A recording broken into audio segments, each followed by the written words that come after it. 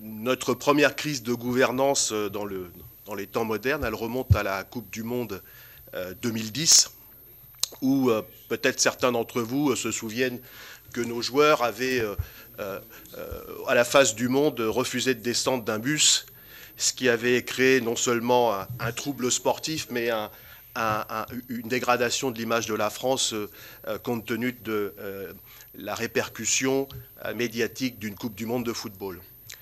Et parmi les causes évoquées à ce moment-là, ont été mis en avant la question de la gouvernance de la Fédération française de football qui n'aurait plus correspondu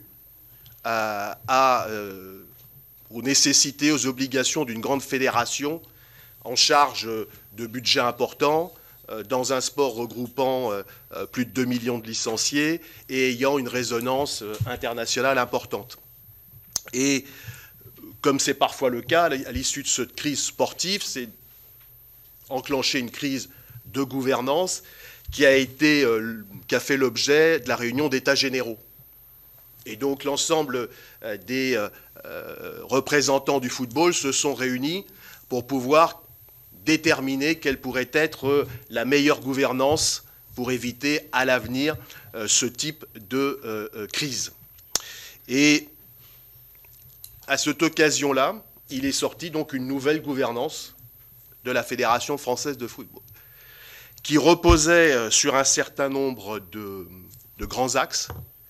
Le premier axe était un exécutif resserré, puisque la précédente gouvernance, on avait entre 20 et 30 membres dans le comité exécutif, et donc l'idée avait été de dire qu'il faut resserrer l'exécutif de la fédération, parce qu'en le resserrant, on a plus de chances d'avoir une plus grande agilité, une plus grande efficacité dans l'exécutif de la fédération.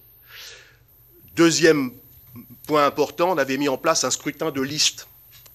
Un scrutin de liste, pourquoi? Parce que ça partait de la philosophie qu'une liste, c'est une tête de liste qui est le leader, mais qu'avec sa liste, il constitue une équipe, et que cette équipe, elle est porteuse d'un programme. Et donc, à travers cette tête de liste, cette équipe et ce programme, l'idée était d'avoir une cohérence dans l'action fédérale.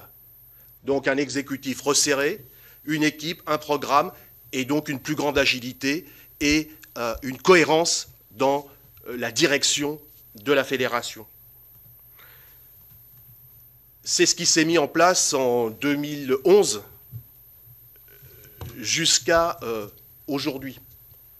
Et force est de constater que la mise en place de ce dispositif a eu des résultats probants sur la durée.